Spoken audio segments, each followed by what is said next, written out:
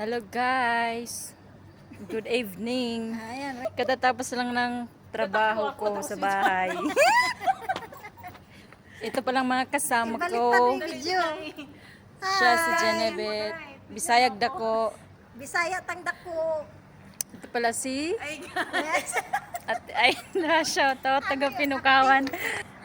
Ito yung trabaho namin. Ipapakita ko sa iyo yung ginagawa ko. Pampapasura. Ito lang naman Kan, namumulot ako ng mga kan, buti-buti, lata. Anong tingin nyo sa Pilipinas lang may So, kalakal? may kalakal po dito. Palit pera din yan. Grocery, kung gusto mo ipunin, magiging pera. Pagpasensyahan nyo ng mga OFW. Kala nyo madaling buhay. So, ayan po. Araw-araw po, nag-iipon ako ng mga lata, ng mga plastic. Tapos, pinupuno ko yung garbage bag. Tapos, pupunta ako ng supermarket. Ipapalit niya ng grocery. Ipapapalit ko ng grocery. Ipunin ko muna yung points, 'di ba? Tas ipunin ko.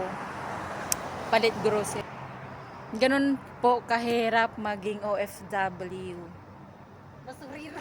Basurira. Ipakita Basurira. Ayan po yung basurahan kasing laki ng Kinalika tao. namin to, guys.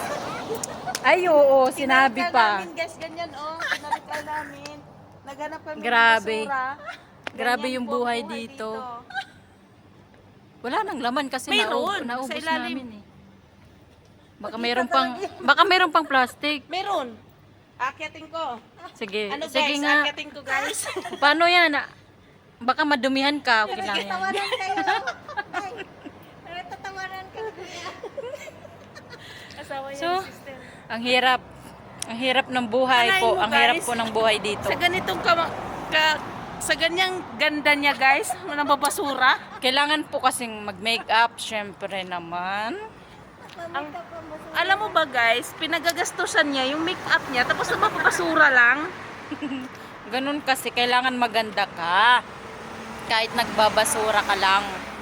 Nasa basura ang pera. Nasa basura ang pera. Ay, may Grabe. pera sa basura pala, sorry.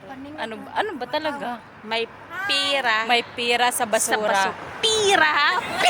Talagang matigas po. Matigas po. Kasi galit na pera. yun, galit na. Pira ba? So yun guys.